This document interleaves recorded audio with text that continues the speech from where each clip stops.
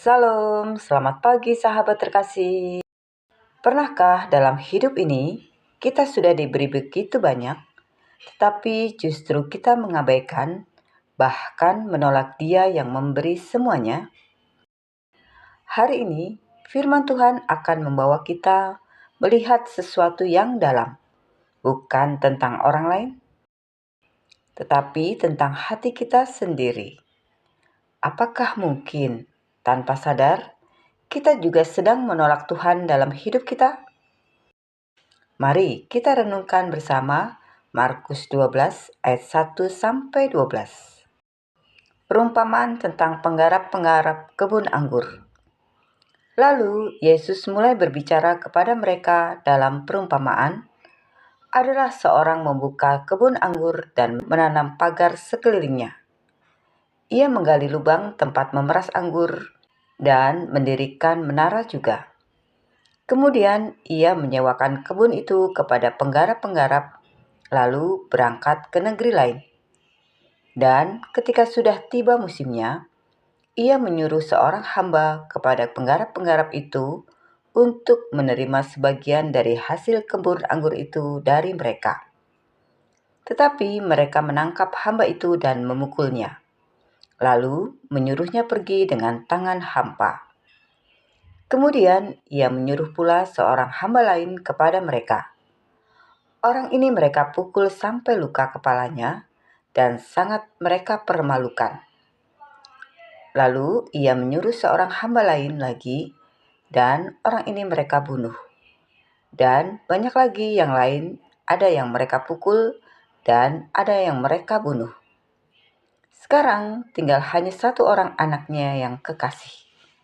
Akhirnya ia menyuruh dia kepada mereka, katanya, "Anakku akan mereka segani." Tetapi penggarap-penggarap itu berkata seorang kepada yang lain, "Ia adalah ahli waris. Mari kita bunuh dia, maka warisan ini menjadi milik kita." Mereka menangkapnya dan membunuhnya, lalu melemparkannya keluar kebun anggur itu. Sekarang, apa yang akan dilakukan oleh tuan kebun anggur itu? Ia akan datang dan membinasakan penggarap-penggarap itu, lalu mempercayakan kebun anggur itu kepada orang-orang lain.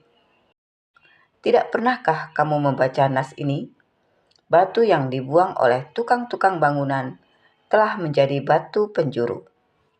Hal itu terjadi dari pihak Tuhan, suatu perbuatan ajaib di mata kita. Lalu mereka berusaha menangkap Yesus. Mereka tahu bahwa merekalah yang dimaksudkannya dengan perumpamaan itu. Tapi mereka takut kepada orang banyak, jadi mereka pergi dan membiarkan dia. Sahabat terkasih, perikop ini adalah perumpamaan tentang penggarap kebun anggur. Tuhan Yesus menceritakan, ada seorang pemilik kebun anggur yang sudah melakukan segalanya. Menanam, melindungi, membangun menara jaga, lalu mempercayakan kebun itu kepada penggarap. Ketika waktunya tiba, ia mengutus hamba untuk mengambil hasilnya. Tetapi para penggarap itu memukul, mengusir, bahkan membunuh para utusan itu. Dan akhirnya pemilik itu mengutus anaknya sendiri. Namun anak itu pun dibunuh. Sahabat terkasih, ada beberapa hal yang kita bisa renungkan bersama. Yang pertama, Tuhan adalah pemilik yang memberi dengan sempurna. Pemilik kebun itu menggambarkan Tuhan. Dia tidak setengah-setengah dalam memberi. Dia menanam kebun, membuat pagar, menyediakan tempat pengolahan, membangun menara pengawas. Artinya, segala sesuatu dalam hidup kita sudah Tuhan siapkan dengan penuh kasih. Kesehatan, kesempatan, keluarga, bahkan iman kita. Semuanya adalah pemberian Tuhan. Tetapi pertanyaannya, apakah kita hidup sebagai pengelola atau merasa sebagai pemilik? Yang kedua, manusia sering lupa diri. para penggarap mulai merasa kebun itu milik mereka. Ketika utusan datang, mereka tidak mau memberi hasil. Ini gambaran hati manusia. Diberkati, tapi tidak mau bersyukur.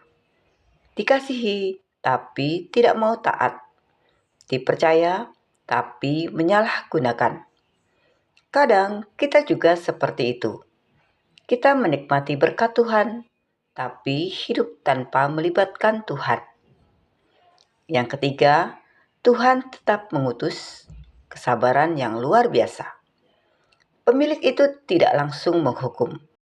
Dia terus mengutus hamba lagi dan lagi. Ini berbicara tentang kasih dan kesabaran Tuhan. Sepanjang hidup kita, Tuhan terus berbicara melalui firman-Nya, teguran, keadaan hidup, bahkan orang-orang di sekitar kita. Tapi seringkali kita justru mengabaikan suara Tuhan. Yang keempat, anak yang dikasihi itu ditolak. Akhirnya, pemilik mengutus anaknya. Ini jelas menunjuk kepada Yesus. Dan yang terjadi, mereka berkata, "Ini ahli warisnya. Mari kita bunuh dia." Ini bukan sekedar cerita. Ini adalah gambaran penolakan manusia terhadap Yesus. Dan kalau kita mau jujur, penolakan itu tidak hanya terjadi dulu. Hari ini pun masih terjadi. Sahabat terkasih, ada seorang ayah yang bekerja keras sepanjang hidupnya. Ia membangun usaha dari nol, dengan harapan suatu hari anaknya bisa meneruskan semuanya. Ia menyekolahkan anaknya dengan baik, memberi yang terbaik, mengorbankan banyak hal. Ketika anaknya dewasa, usaha itu diserahkan kepadanya. Awalnya berjalan baik, tapi lama-lama anak itu berubah. Ia mulai merasa semua itu hasil usahanya sendiri. Ia mengabaikan nasihat ayahnya, bahkan mulai mengambil keputusan yang merugikan. Sampai suatu hari, ayahnya mencoba menegur dengan kasih. Namun, anak itu berkata, "Ayah sudah tua, ini hidup saya sekarang." Dan perlahan ia menjauh, mengabaikan bahkan menolak ayahnya sendiri. Beberapa tahun kemudian, usaha itu hancur. Dan saat ia kembali, ayahnya sudah tiada. Yang tersisa hanyalah penyesalan. Sahabat terkasih, betapa miripnya kisah ini dengan hidup kita. Tuhan sudah memberi segalanya, tapi seringkali kita hidup seolah-olah kita tidak membutuhkan Dia. Sahabat terkasih, dari firman Tuhan ini ada 3 hal yang perlu kita renungkan. Yang pertama, apakah kita hidup sebagai pengelola atau pemilik? Segala sesuatu milik Tuhan. Hidup kita harus dipertanggungjawabkan. Yang kedua, apakah kita masih peka terhadap suara Tuhan? Atau sudah terbiasa mengabaikan? Yang ketiga, apakah kita sungguh menerima Yesus dalam hidup kita? Bukan hanya percaya, tapi menyerahkan hidup sepenuhnya. Sahabat terkasih, mari kita berdoa bersama.